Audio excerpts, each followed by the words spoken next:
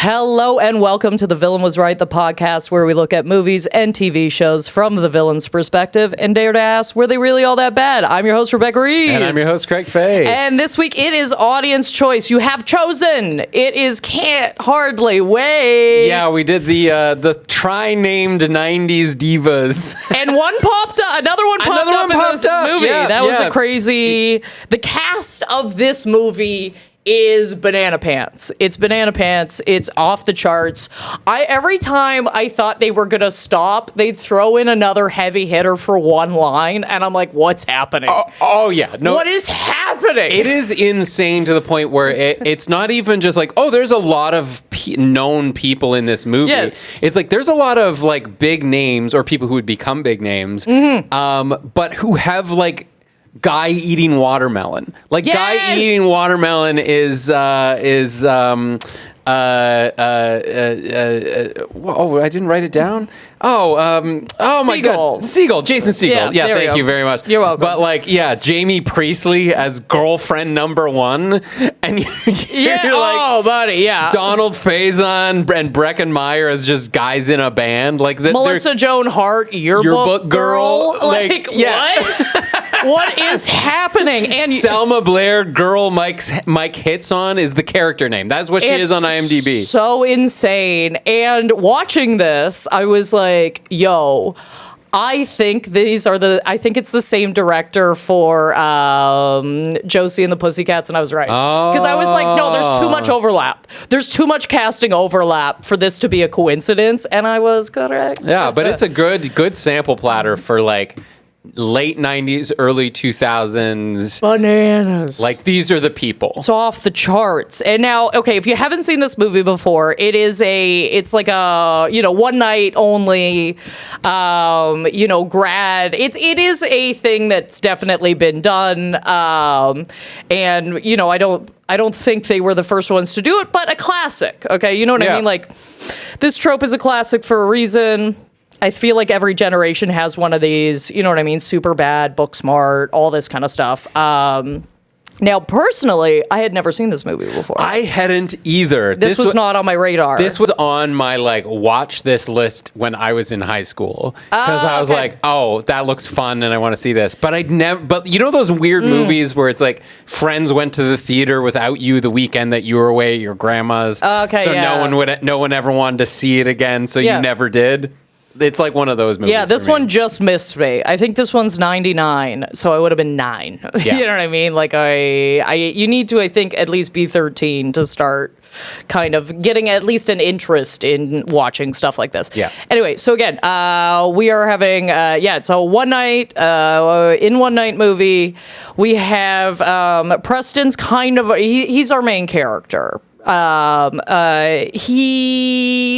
Oh man, it's gonna be so hard to describe this without opinions because I'm so mad. Anyway, so he's been really pining for this woman,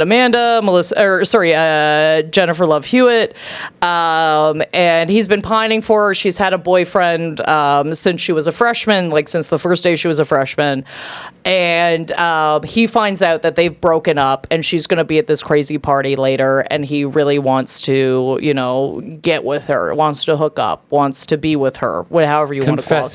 Confess his love, whatever. He has a note he wants to give her that he's rewritten 100 times.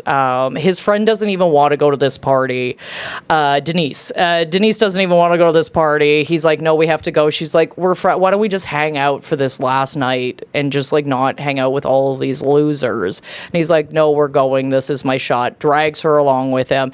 And then it is just... I want to say almost like anarchy. Okay. The girl whose house it is losing her mind the whole film. Everybody's so funny. Oh, it's great. She's playing that great. Okay. People are smashing her shit up. There is, Amanda has been hooked up with this guy, Mike, who is a jock. He's a bully. And he breaks up with her because he's like, I'm leaving. And, it's time for me to, be a bit of a hoe. And she's, still reeling from this. She shows up to the party. She's not having a good time. But because Mike's going to be there, this one of the nerds, 3 of these nerds decide they're going to exact their revenge on this man. Chloroform him and then take off all of him and his friends' clothes and then take the photos of them in, suspicious positions or what have you. That nerd ends up partying the whole party, kind of almost becomes a little bit of a legend. Yep. Okay. Starts hooking up with some ladies. Him and Mike kind of bury the hatchet a little bit, even though it doesn't seem like that the next day. Mike still holds true to that. Mike also talks to an older guy that went off to college, that went to the same high school as him, and he's like, "Guy, you were a legend. You were my sexual hero," which is such a weird thing to say to another person. Anyway, and this guy goes, "No, like, I regret everything I've done. Like, I thought all these college women were gonna be fast and loose, but all they want is like an older man, and like nobody's throwing me any strange. You gotta hold on to it." Sorry, am I describing this terribly? He's just no one's throwing me any strange is the most Rebecca way to describe what happened. Anyway, I've never heard it referred to as strange. Like strange is a noun. Anyway, sorry. Okay, so anyway, Amanda freaks out. Like Mike tries to get back with her. She freaks out. Is like, "Fuck you." And then she gets like hit on. And then with Preston, she's like, "Fuck you too." And then finds out he wrote the letter and then meets him at the train station. Because why not? Why not have a train station high school moment? And he's like, "Well, I guess I can catch a later train," and roll credits. His friend Denise also hooks up with Seth Green, who's trying to have sex the whole time. Yes. And it's like, and they hook up in a bathroom because they're locked up together. Yeah. And they used to be friends when they were kids. They've kind of resolved that, and now they're a couple. Yes. And scene. So that's the movie. And I have opinions. Yeah. I have very strong opinions. So I think the movie would take the stance that Mike is the main villain. Absolutely, he's the main villain. And I honestly think, I think there are parts of his personality I don't like, but his general actions, yeah, I'm down. Okay, absolutely break up with Amanda. Break up with her. Okay, you're literally leaving. Yeah. Okay, I know there's somebody in some small town right now going, "Well, no, I met my husband in high school." I gotta tell you, you are such a low percentage of people. Realistically, he should break up with this girl. Yeah, no, I 100% agree. Where I'm Save just like, her the long, drawn out heartbreak. And there's kind of this thing where it's like, well, he's doing it at grad, so like, well, technically they'd have all summer together or whatever.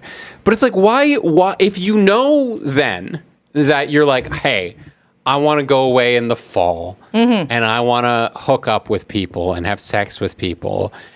Why draw it out? I'm going to do it now. Great. Yeah. What a hero. Yeah. I love that. First of all, everybody knows summertime is for getting out there. You know what I mean? It's time. The weather's right. Yeah. Okay. People are wearing sundresses. Yes. The sundresses. The sundresses. I'm just saying. But yeah, you know what I mean? Is that all peek into my psyche there? Did we just all right. No, I think that's I think that's a pretty common thing to say. But the point is that people are just like out having more fun. At least that's I don't know if that's, more of a North American thing. I have no idea. But in Canada, we only have so many months to get out there. Yeah. Okay. Otherwise, you got to lock it down. Well, and I mean, even beyond weather, as a high school student, you only have so many. You have got what? 2 months off? 8 weeks. 8 weeks. I can't think of a single relationship I've had outside of high school where 8 weeks would have made any difference, one way or the other. Absolutely. And I just think if he doesn't do it now, it's just going to be drawn out, or he's going to cheat on her, which I think is worse, obviously. Right. I go away to college. I got drunk. We hooked up with this one girl one night. I'm lying to you about what's happening. Yeah, good. And she even says at one point, she's like, I didn't even really want to be with this guy. I was just afraid of being alone. Or who I would be if I'm not with the popular guy. Exactly. So they were both, in a sense, using each other a little bit. I think you can catch that vibe. Okay. He went, you know what? Let's just exit out of this. The only time he relapses is because, like, this guy scares the fuck out of him. Yeah. Because he feels like he's peering into his future and he's like, oh my God. And it's like, let's maybe not make these decisions while we're half in the bag. Oh, no. He was for sure sober when he broke up with her. Exactly.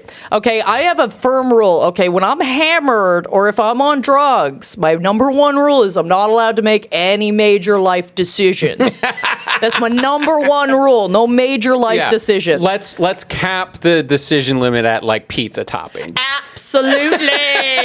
Absolutely. Okay. And then you wake up the next morning and you're burping up hot peppers that you shouldn't have put on the pizza. Yes. And you're like, this is why I don't apply for mortgages when I'm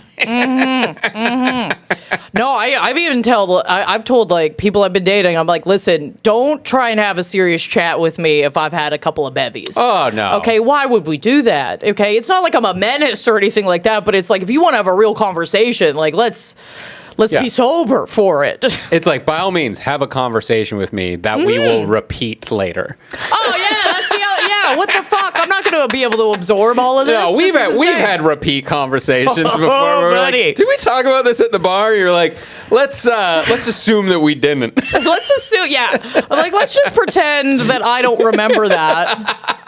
And we'll see how we're doing. Yeah. Okay. So I fully agree with Mike. And you know what? It is the right thing to do. Also, and I don't think this is a great move, but I just want to say I get it. Okay. When he's like, all you bros should break up with your girlfriends too. Okay. I don't think that's a great move. I don't really want to defend it. But what I will say is that I kind of get, especially for a high schooler.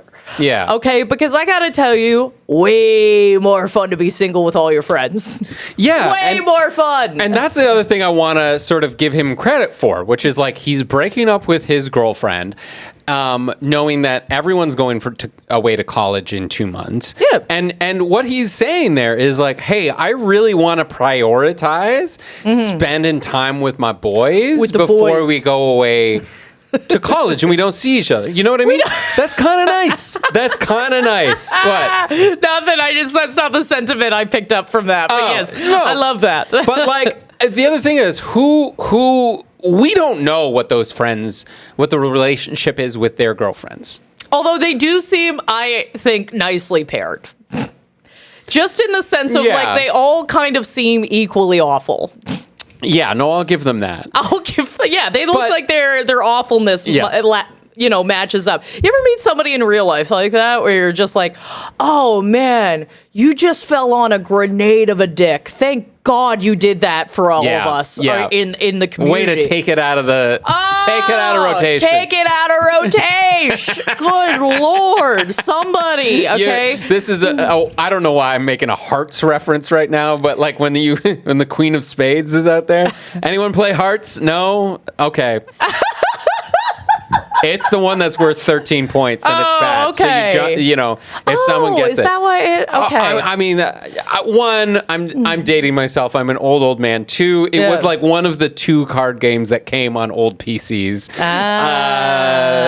So you'd end up spending a lot time. No, it's more of a Minesweeper girl. Oh, it's the same package. Okay. It's Solitaire and Hearts were the 3. Man. Now all you kids got your apps and But in 1998, when this movie came out, kids got your apps and your tweets.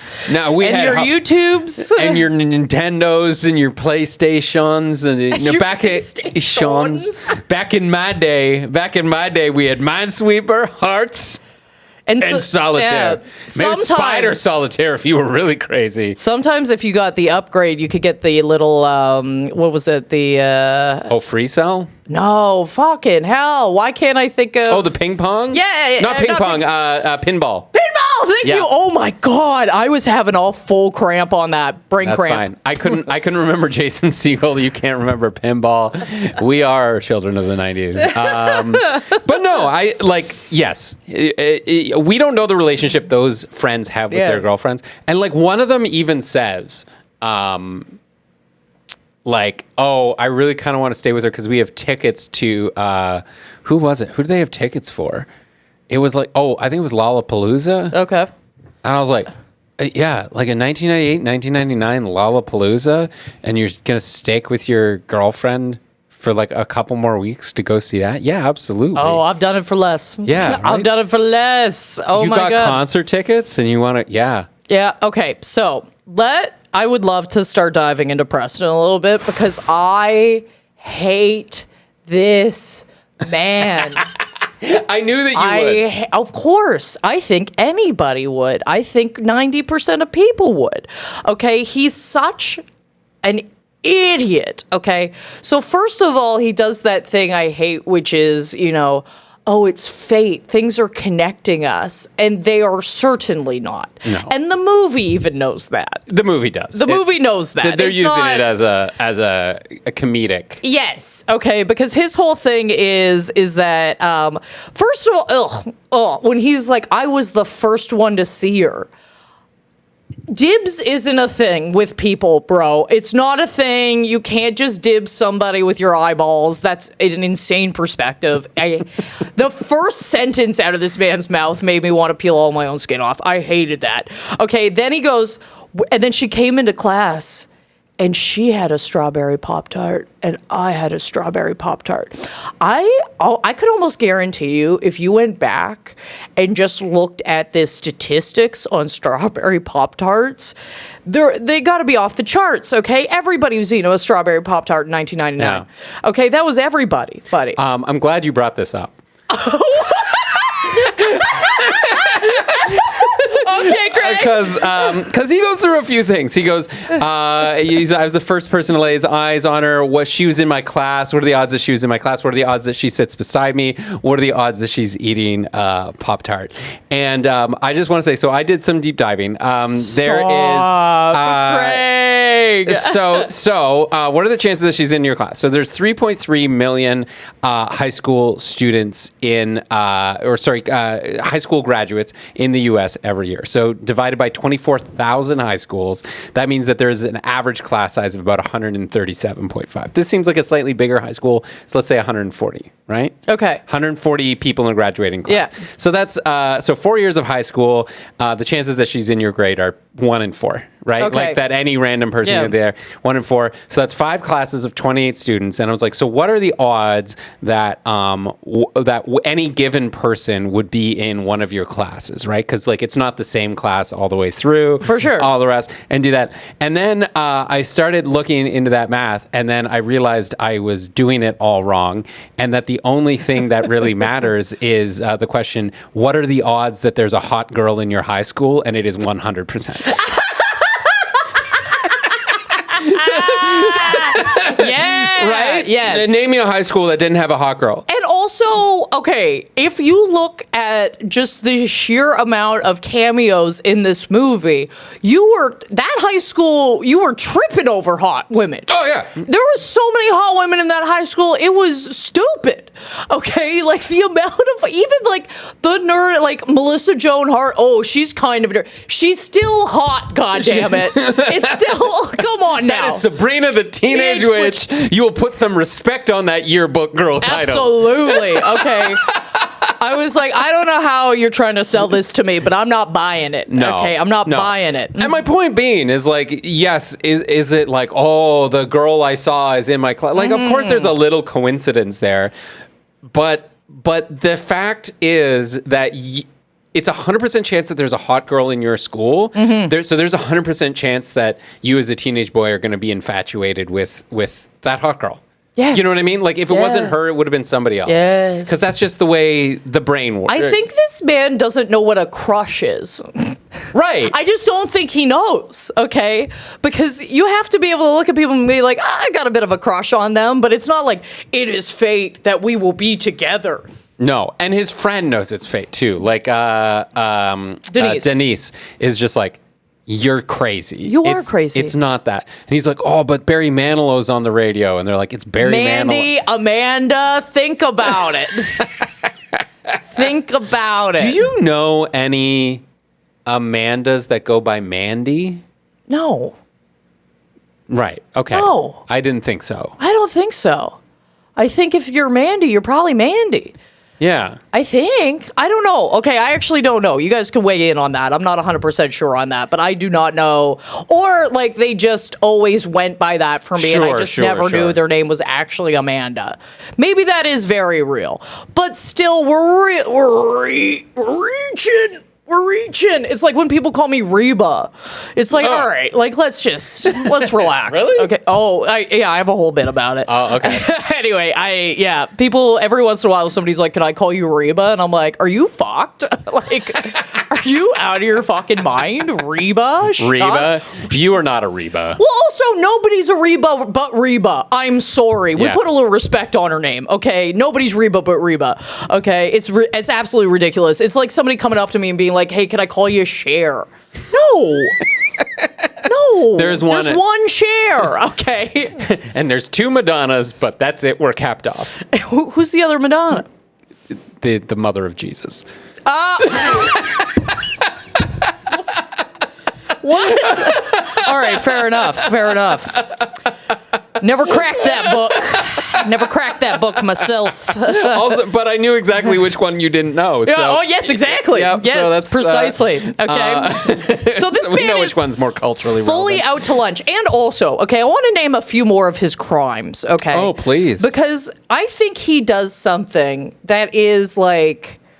It makes me so unbelievably mad. Okay, if I arrive with a friend, if I arrive with my friend, I will absolutely either leave with that friend or confirm with that friend I'm leaving, and if they're good to get another ride or get home safe or like whatever. Because sometimes that happens. You know, you come with a friend and they're like, I'm actually really feeling this guy.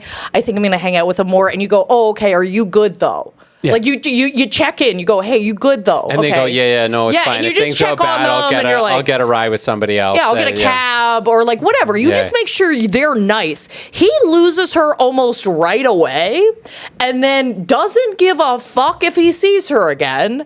And I'm like, you're a terrible friend. Leaves the party. He leaves the terrible friend.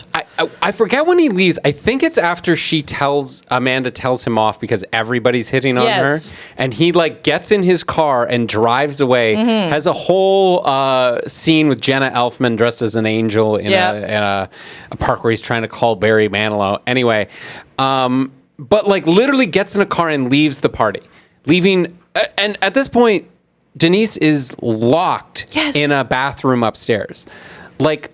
She's fine, but also you don't know that. You don't know that. Okay. She disappeared. Yes. It made me so fucking mad, especially because you know that person didn't want to be here.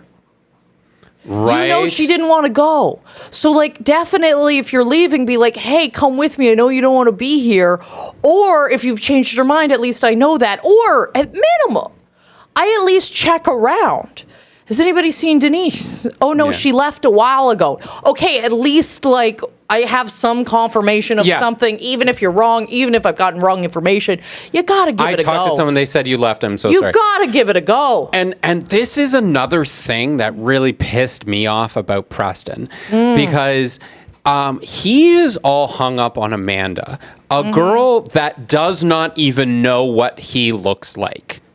Right? She is going around and being like, who's this Preston guy? And has to like steal Yearbook Girl's yearbook to like figure out what he looks like and realize that that's the guy that she told off.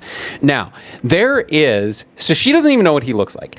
But there are multiple people at this party who clearly know and like Preston. Denise being one of them. Yeah. And he's just like, whatever. I'm going to sort of leave you behind.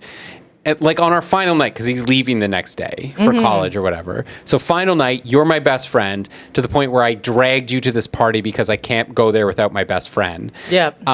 Ignores her. There's another guy that comes up to him at one point and is like, hey man, you remember all this crazy stuff? And it's done as like a comedic beat where this guy is, who I believe is nameless, is just sharing all these embarrassing things that Preston did while Amanda is like within earshot. Yes. Okay. Yeah. You remember that? Yes. But this is a guy who remembers and knows you and wants to share memories with you. Like, hey, remember when you threw up in your backpack and then you tried to leave it on the bus because you didn't want anybody to know? Yeah, but hey, Preston, man, I remember this. Remember? Yeah. And he's trying to connect with you. There are so many people who try and connect with Preston at this party, and he just like shrugs them off because he's like, I gotta talk to Amanda. He's such a tit, and I gotta be honest with you, I don't think he's attractive enough to pull off being a tit. He's really not doing it for me, I gotta say. I'm like, fair enough. Kind of mid on this man, I gotta tell you. Ethan Embry has, because he was also in Empire Records. Yeah. And I would say he's got a comedic face, especially as a teenager. I'm just saying, if you give me a choice between that man and Jennifer Love Hewitt, I know who I'm picking. I know who I'm picking every time. Absolutely. Yeah, no, that's fair. Yes, especially, oh man, she's gotten thick now. She looks great. I gotta say, fucking great. The one thing that really surprised me about watching this movie, I was like, it really bothered me how small Jennifer Love Hewitt was. Yeah. I was like, don't worry, she corrected. Yeah, I was like, you're too, like, I don't know if it was reading as like, you're too young or you're not nourished enough, or like, but there was something about her and I was just like, oh, you're not done. You know? It's that 90s look, okay? Yeah, it's like when everybody had to be like super, super, super, super thin to be considered attractive for some reason or whatever, and now we're having the time of our lives. Yeah, no, she looks great now. She looks great. Oh my goodness. Yeah. No, Preston bothers me so much. And I just have to ask you, because this was the most unbelievable part of this movie for me, which is the letter. So the letter, through like random stuff, ends up in front of Amanda, and she reads it, and we never hear what's in the letter, and thank God, because I don't think you can write something like this. But she's fully convinced from reading that letter. And I just got to ask you, Rebecca, how good would that letter have to be for you to be like, I want to go make out with a guy who I don't even know what he looks like? Like, I am head over heels in love with this guy. Like, how good is that letter got to be? There's no level to reach for that. Okay. There's just, it doesn't exist. Okay. And that's why they don't read it. Okay. Because there's nothing that would convince me. First of all, you're speaking to a woman that hasn't noticed you once. Okay, you were in the same class as this woman, and she didn't even absorb who you are. Okay, that's how, like, faceless you are to her. Okay, I don't think I mean, maybe if I got a really sweet letter, like maybe I'd give it a shot. But I'm not going to the train station. I'll tell you that for sure. Okay, I'm not traveling or anything like that. No. And okay, so a part of that kind of always freaks me out is that it's not so much that I'm into you, it's I'm into how much you're into me. And that's kind of what's always in those letters and stuff like that. Like, it's never like, hey, here's all my interests, and I think we'd really, go well together. It's not that. It's like, I've noticed how beautiful you are, and like how you like this, and how. And I would treat you well, and I would be, dedicated to you, and the way you make me feel is unparalleled, and like all this flowery language. But you really don't have anything in common with the person. We don't have anything to go off of, and I think we've discussed this before about like that's my biggest problem with dating apps, where I need to see you.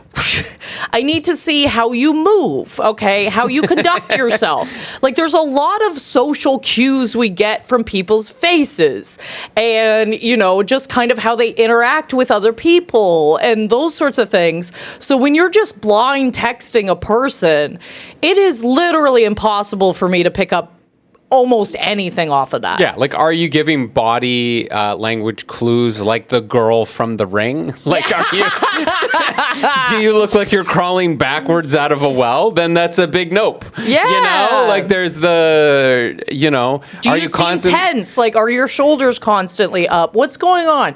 I need to assess you first. Right. Okay. Yeah. I need to assess what kind of physical chemistry we have when we're looking at each other, not just through a phone. Because also, like, I feel like from photo to photo, I think I could show you 3 photos where you're like, that's not the same person. No, I would say that about you as well. Absolutely. Okay, I've got different gears. You know what I mean? I've got different gears. Sometimes I got no makeup. Like today, I got no makeup on. I'm wearing some loose clothes. You know what I mean? I'm loosey-goosey today, okay? Me versus Club Rebecca in makeup, tight dress, heels. Yeah, absolutely. It's not even close, okay? And even just like what I'm doing with my face. Did you take a photo of me mid-laugh? Oh my God, check out my Instagram. Any photo of me on stage looks like I'm having a mental breakdown. It doesn't matter what photo it is. It's so hard to get a good picture of anybody on stage because we're all like midway through like very expressively wording things. Your mouth is never doing anything sexy. Oh, my face is doing a lot of work. Your eyes are blinking. You're like midway through a move, so like half your body's blurry. No, absolutely. It's I just don't think, and I think a lot of people are like that. I think, it's a whole package thing. It's a whole package thing.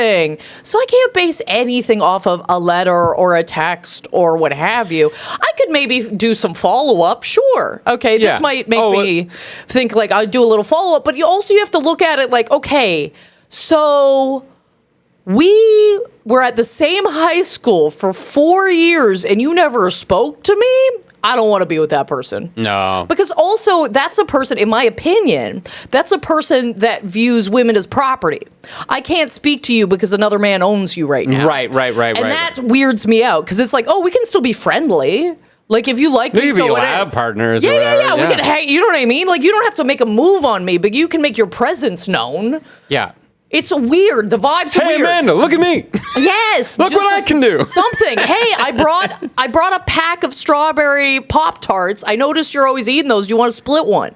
Oh man, that's great. Isn't that? That's so easy. What a great move. Boom. Nothing easy. but net. Nothing my but God. net. I'm down. I love a strawberry Pop-Tart. Come on, let's go. No, that's really good. Yes.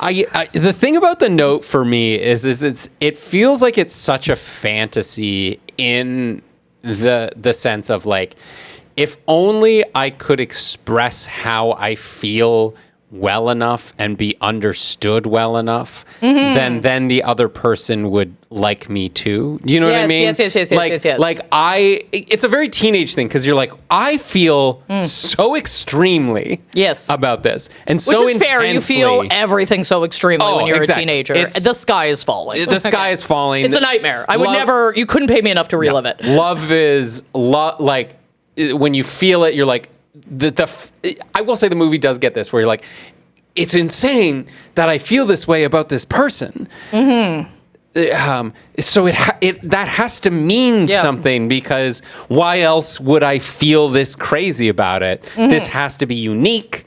This has to be a new thing that no one's ever felt before. Yep. And it's this fantasy of like, if I could just make anybody else understand how deeply I feel this, then I would be understood and you would also love me. And as kind of romantic as that is, and I would say even artistically aspirational, that's not how that works. No, honestly, okay.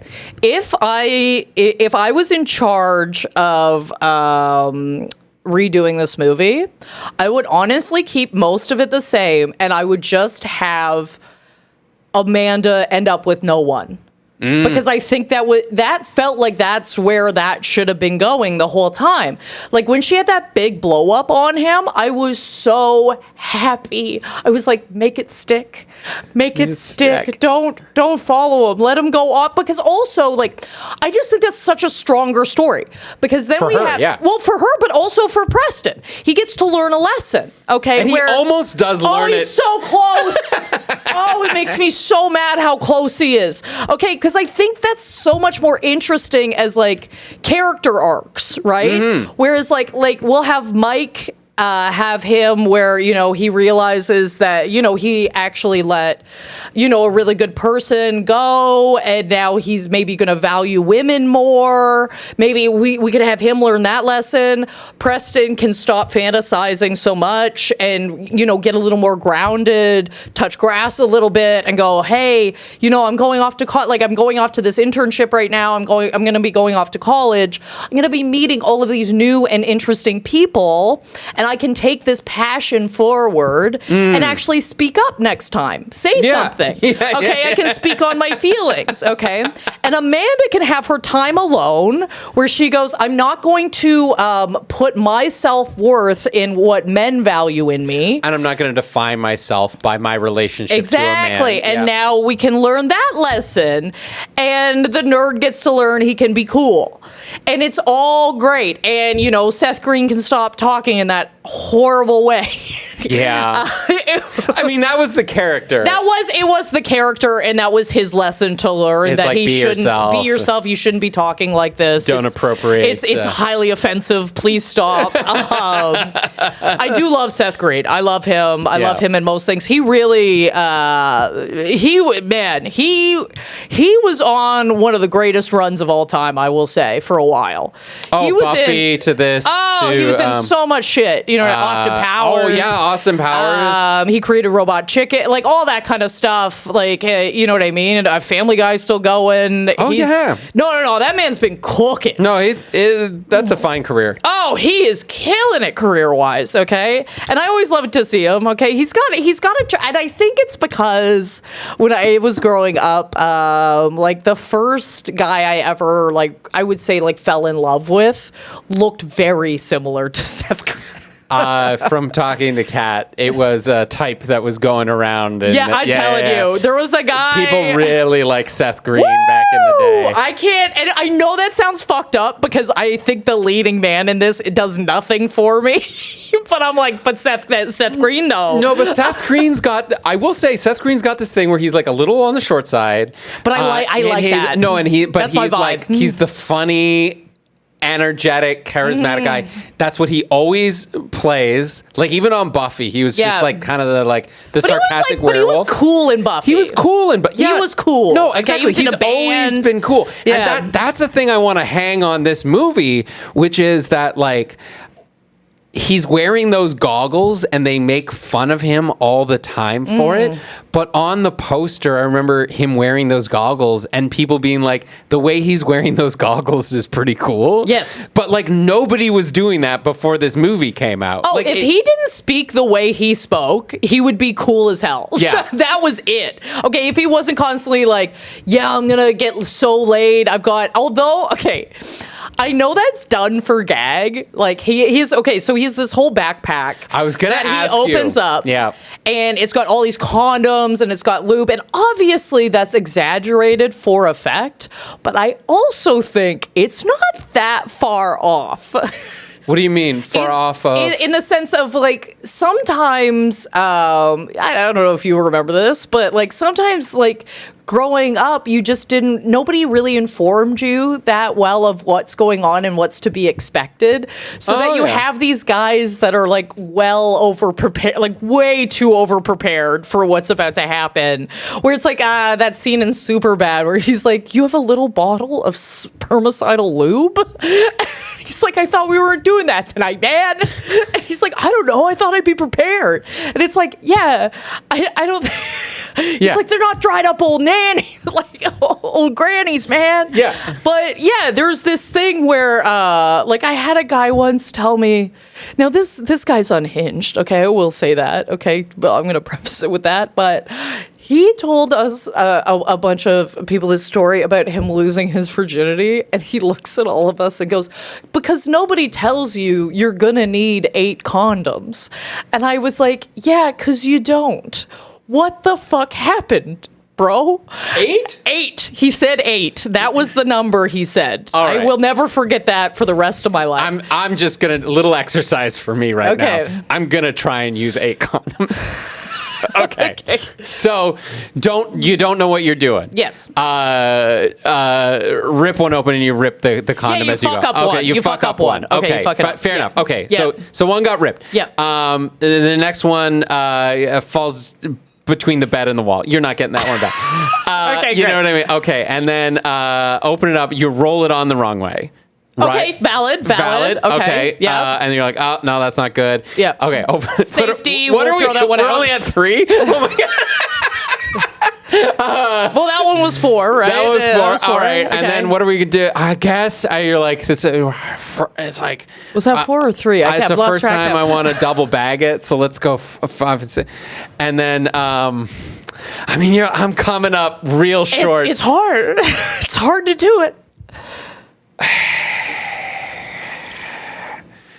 To get to 8 is real Yeah. hard. Like Anyway. I fucked up a lot, right? Oh, yes. But to say sometimes, like, there is some misunderstandings Of course, happening of surrounding course, of sex. course. So I did really like that gag because I was like, oh, that's funny. Yeah. Just that it's this, it's this well over prepared person being like, I'm going to get so laid tonight, bro. Yeah. And, it's hard to watch sometimes because that's how, especially during that time period, that's how sex was discussed a lot, which I think and I hope we know better now. Discuss in what way? In the way of, okay, I'm going to look for the saddest woman in this or the Oh, yeah, saddest yeah. girl in this room and look at her like she's prey. Okay, it's really not the vibe here. No. Whereas we landed at a good spot, I think, where, they're reminiscing, they're kind of hashing things out. They used to be friends. They already have this history going. That seemed more plausible to me and a lot more palatable. For Yeah. sure. Yeah. Where there were moments in this movie where I thought, oh, we're going to tip into too far. Okay, we're on the cusp. We're really playing with that line of tipping into too far. Literally on the cusp of like 80s to 2000s. Oh, yeah, dude. When they were like, we've got chloroform, I was like, chloroform? Like, what That's so fun. Yeah, it wasn't. That's not gonna work. It's a bridge too far, gentlemen. You know what actually grossed me out the most in this movie was Jason Segel's character, where he's just finger fucking that watermelon. Oh. Oh God! I was like, "What is with it?" It's always in teen movies where somebody's in some sense fucking food. Yeah, that was a big thing in the late 90s. Just like boom, boom, just right down the line. I was like, that is too far for me. I'm not gonna lie to you. Apparently, there was like a lot more watermelon stuff, and he had a bigger role. In and like, it got cut. There's like a whole subplot or something like that. it's like a watermelon filled with vodka or something. Oh, okay. And that's why he's like eating it at the Yeah. end. Yeah. Well, that makes sense. I used to. Oh man, back in the day, I used to love a vodka watermelon. That was always party time for me. I just don't want to chew vodka. You don't really taste it. Oh no! No. Everyone keeps saying that about vodka. I taste it in any small amount in any drink. Yeah, but you let it season in the watermelon. It soaks all in. You know what? If you want to do it one day, I'd be willing to. I'd be willing to partake. Somebody's bachelor party's coming up. Don't fucking tempt me with a vodka watermelon. Don't tempt me with a good time. That is definitely a way that you do a 41-year-old's bachelor party. Buddy, that Jello shots. Oh, I'm sorry. No, I'm just gonna go off on this right now. I forget what movie it was where they were, or I saw something recently where they did Jello shots, and I was like, I remember those being miserable. Like, one, it was never mixed properly because you're college kids, and yes. it's like they're so fucking strong. They'd stick to the little paper cups, so like you couldn't like actually shoot them into your mouth. You had to like cut them out with a knife, and then you had to like chew them, and you were chewing the vodka. I would rather just do a shot of vodka. That's so funny. I think like not that long ago, I want to say like 3 years ago, we had for my birthday, and Lexa Graham, who has also been on this podcast in the past, we were roommates, and our birthdays like 5 days apart, so we would have a joint birthday party, and our theme was college dorm. Oh yeah. And I made 100 Jello shots. We got a keg. We had beer bong. And my favorite thing that Lexa did, this was so funny, and everyone loved. I just thought it was fucking hilarious. Is she printed out pictures of where somebody had punched a hole in the wall, and she'd taped them all over our apartment. I missed that. Oh, so fucking funny. It looked like somebody had punched holes in the wall all over our apartment. I was dying. That is very I was like, funny. that's attention to detail right there. That is some top tier party planning, in my opinion. I do like, and I know it's a trope, I do like nerd to hero. Yeah. I love that mostly because I'm like, oh, that's your time, man. You got out of high school, it was miserable, and then you had one like final evening to launch you into college to make you realize that you're gonna be sick as fuck. You're gonna be so cool. I'll be fine. And he was like, his little blurb at the end, he was great. He's got like whatever. They were like, he's got $40 million. He was so popular at Harvard or whatever. The only thought I had on that prologue, I was like, $40 million isn't a lot for a software company. Hilarious. That's so funny. Like that's as much as they could envision a software company being worth. And you're like, yeah, I think Google was founded like the year after and is now worth like the world. I don't even, it's going to make me sad if we keep thinking about that. There is one thing I did want to ask you about. There's one, I forget who approaches this person, but they're like, I think it might be Seth Green's character, where he goes, we're cousins. And he goes, yeah, through marriage. I'm fine with that. Like he proposes sex to her and she goes, no, we're cousins. And he goes, yeah, but through wasn't marriage. that her cousin when he like made out with her? Or like Amanda and the cousin where he tried to make out with her? Oh, that's what that was. Yes. Yeah. And I was like, no, you know what? I'm with her on that. Okay, fair enough. I am, just because... I guess in that situation, yeah, that's weird. Yeah. I also just... one of my least favorite things is when somebody becomes single and everybody starts dogpiling. Oh, yeah. Where it's like... And that was this movie, for sure. Give it a minute. Because I've had that happen to me in the past where like I've broken up with somebody and then 3 days later somebody will like confess their love. And I'm like, I hurt right now. I am so tired. Please give me a minute. I need time. My brain needs to heal. I need a second. Please, if you really cared for me, you would give it space. I'm just going to say this from a guy's perspective. It's a tough window to get because too soon is too soon. You're not going to make it, but too late is too late. I suppose you got to find that sweet spot, and it's just different. No, I know. Give it some time. Give it some time. Give me a minute. The other thing about this movie I do feel is worth mentioning is that I think we were about 15 minutes into the movie and 2 Smash Mouth songs had played already, which was fantastic. Great to see. Oh, yeah. And neither one all-star. Yes. It was Walking on the Sun and Can't Get Enough of You, Baby. I didn't even absorb that. Yeah. Oh, yeah. Yeah. But I was like, two. Yeah. Well, they were really out of time. There was a minute there where it was happening for them. It was really happening. I feel like every time I listen to Smash Mouth, I go back in time. Mm-hmm. It's really a nostalgic thing for me. Mm-hmm. Yeah, I feel like my brain chemistry changes in that moment. Yeah. Yeah. No, you're absolutely right. 100%. Yep. It was the soundtrack of a generation. It was the soundtrack of a generation, Rebecca. Smash Mouth is, they feel like they're one-hit wonders, but they have so many songs that you know. And that's what makes them a little special. You're like, wow, that's just a one-hit wonder. We all enjoyed that Saccharine Sweet all-star song that was the hit. And then you're like, oh, right. Walking on the Sun was in there. Mm-hmm. And you're like, oh, yeah. They had a Gap commercial and they're like, oh yeah, they had the "Can't Get Enough of You, Baby" from this. Like the music video, I think, is like them at the house party from this movie. You know? Oh, You're okay, like, sick. You're just like, oh yeah, no, Yeah. then they did like the Monkeys cover for the Shrek movies, Right. and you're like, all one-hit wonder vibes, but they just kept going. It's Yep. crazy. They have so many one hits. Do you know what I mean? though? Yes, Like, I feel like you can describe them that way. Exactly what you mean, even though it sounds fucked. Like, I know exactly what you're talking about, even though it seems nonsensical. Anyway, for conclusion on my end, I'm just going to say between this and Josie and the Pussycats, it's Josie and the Pussycats all day. Oh yeah. All day long. I will continue to watch Josie and the Pussycats over and over again. And this movie is, I think, a bit of a one and done for me, but I am glad I watched it. Yeah.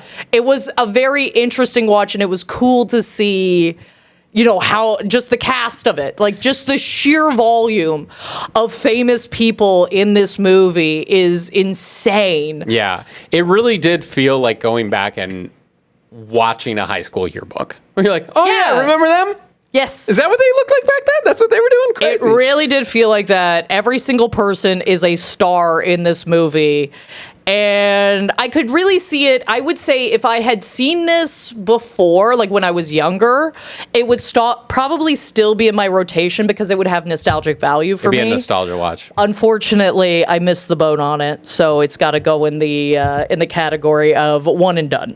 Fair enough. Do you got anything else for us, Craig? No, I think that's it. I think it's Okay. time to give our rankings of Yes. how good the villain is.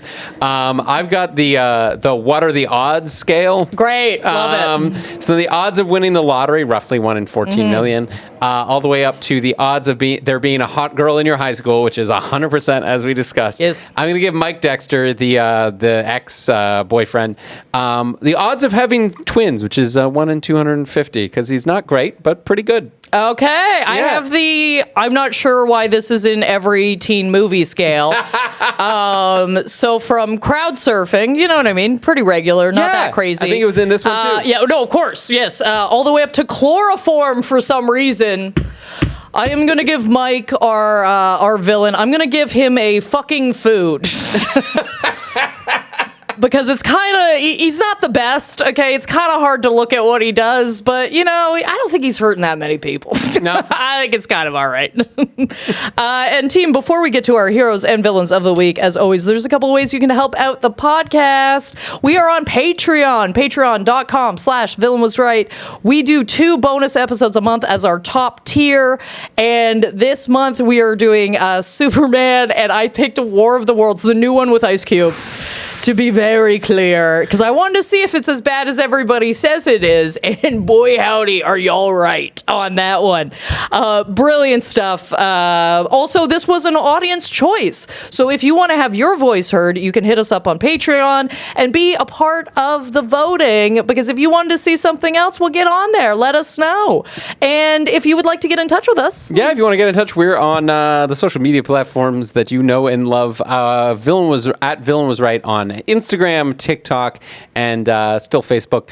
And still Facebook. Still. I mean, we haven't logged out.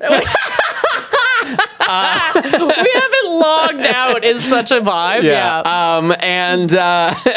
Guys, as you said, this is an audience suggestion. So if you want to get in touch with us, let us know what you thought about the show, or have suggestions for movies. Best way to do that is through email, villainwasright@gmail.com. We just got a couple from like new fans, which is always great to hear from you guys. So thank you so much for reaching out. And thank you so much for listening and telling all your friends about it. We love you. And now it is time for our heroes and villains of the week. What do you got, Rebecca? I'm so mad at my landlord. I'm always so mad at my landlord. Anyway, all landlords suck. It's just, it is the, I've never had a landlord I liked. Okay. Yeah. To do what they do is, I think, evil on face. Anyway, I've been having this problem where I live above a business and their alarm has been going off like just nonstop, like when they're not there. I don't know if it's the humidity setting it off. I don't know what's setting it off, but something is, and it's always going off, and it takes them forever to turn. I don't know if they get a signal on their phone. I don't know what it is that they have to turn off, but it takes them for fucking ever to turn it off, and then it'll most certainly go off again later in the day.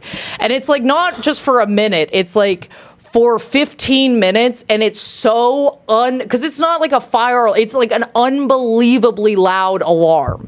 Okay, and it's going, I can hear it over my noise canceling headphones, I can hear it every place in the house, and it's been driving me fucking crazy. Okay, and sometimes it'll go off at like 3 a.m. Oh my God, this is hell. Oh, I'm so mad. Anyway, so I've been texting my landlord about it and being like, hey, can you let them know? Can you call them? Can we do something about this? Anyway, so it was going off again today, and it went off a couple of times.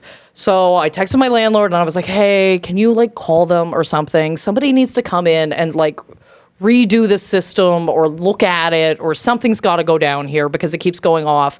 And I get back a text being like, oh yeah, no problem. And then I get another text like an hour later being like, so I checked on it and it said it only went off at 1 and it looks good now, so you're good.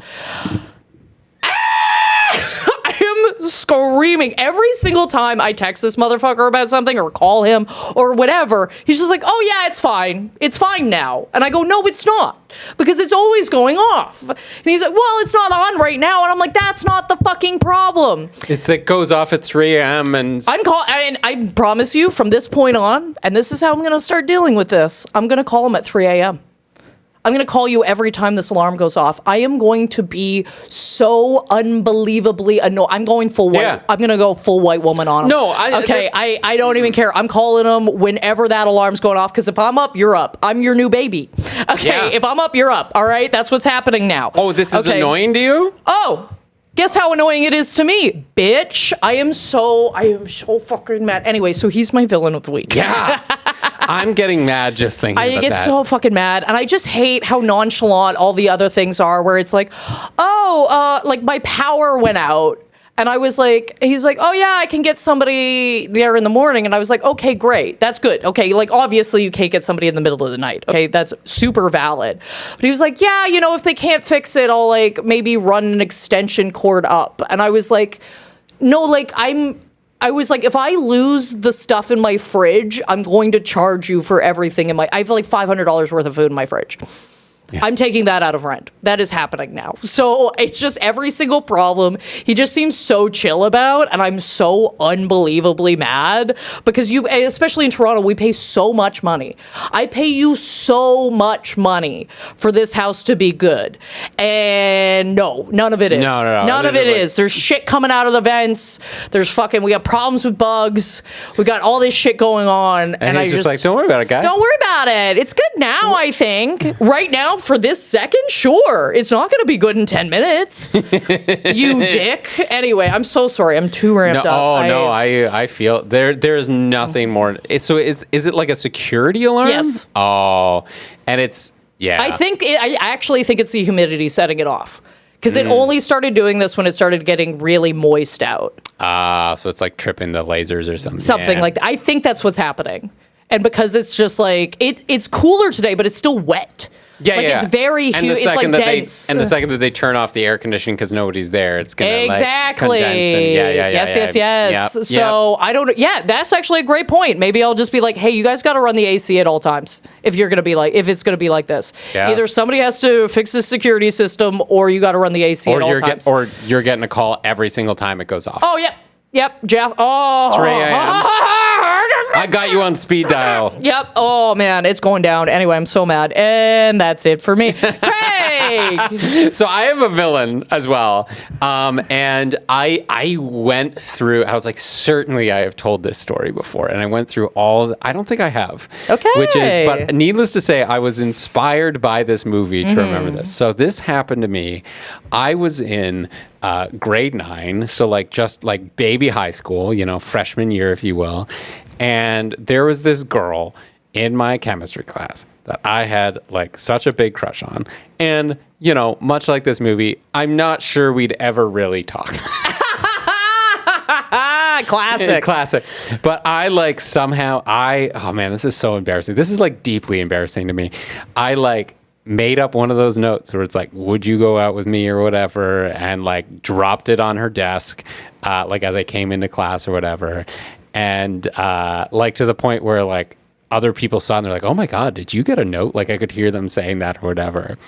And I was like, oh, that took so much courage to do that. And then the timing of this is unreal. No. Which is, we were then all, like, that was our homeroom class. And we all had to, like, that day go into the gymnasium for, like, this assembly or whatever. Mm-hmm. And I don't remember what the assembly was about. Maybe, like, not bullying or something. But in retrospect, what they had was a stand-up comedian doing, like, a funny little thing about being in high school. And he did this joke about, hey, do you remember back in grade school when we were all young and stupid and didn't know anything and didn't know how to talk to people? And you would like leave a note on somebody's desk and you'd fold it all up and like, you know, and they had this whole bit on it. And I sat there having done that that morning. Oh, chills, Craig. Chills. Right? And I was like, no to this. And knowing that the girl that I had just done that to is also sitting in the same room listening to like, isn't it so stupid and silly that we always used to like hand notes to each other, asking each other to go out? And I was like, I literally just did that. And like, This is my worst nightmare. Yeah, this is my worst nightmare. Right? Absolutely terrible. Oh my God. Anyway, I think that was pretty much the end of it. But I just sat there feeling like the most called out person. And it's not that guy's fault. I don't even know who that was, but he didn't know. He didn't know. I knew. You didn't know. She knew. And then, I mean, obviously, she said no. She had a friend come up and be like, oh, she thinks it's better if you're just friends. And I was like, yeah. Even though we've never spoken and we're not friends. It's fine. Anyway. Well, that's probably honestly best case scenario for that. Because like... Well, with a stand-up comedian calling you out on it? No. Not that part. That's a nightmare. Okay. No, I just meant the way she dealt with it. Yes, true. The way she was just like, oh, you know, like I think it'd be... Because like, there's a different version of this where she's reading this out loud to a group of people and laughing. Oh, no, she was very nice. That's what I liked about her. Yo, I didn't even know that. No, that whole thing was chilling. I know. Oh, your reaction was the best. I was like, so I reacted appropriately at the time. Yes, okay, good. I would want to melt into that bench. I would want to die. Oh, 100% what happened. It's amazing I'm an adult, really. It is so funny. Oh, God. To think about how far we've come, Craig. Yep.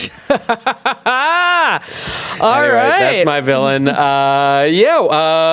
Where can people find you, Rebecca? As always, you can follow me at Rebecca Reads on any platform of your choosing. And you can follow me at Craig Fake Comedy on Instagram, TikTok, Facebook.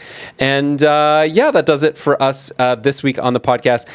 Tune in next week where we've got a literally epic. We're doing Dune. We're doing Dune. Dune Part 1 and Part 2. Hell yeah. Dune 2. Dune 2. Dune 2. Dune 2.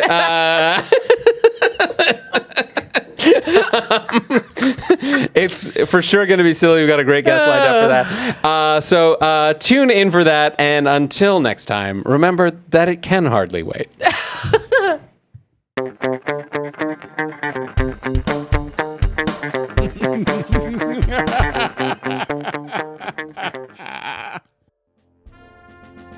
The Villain Was Right was produced by Andrew Ivimey for the From Superheroes Network. For more great podcasts like this, as well as YouTube series, webcomics, and so much more, visit FromSuperheroes.com.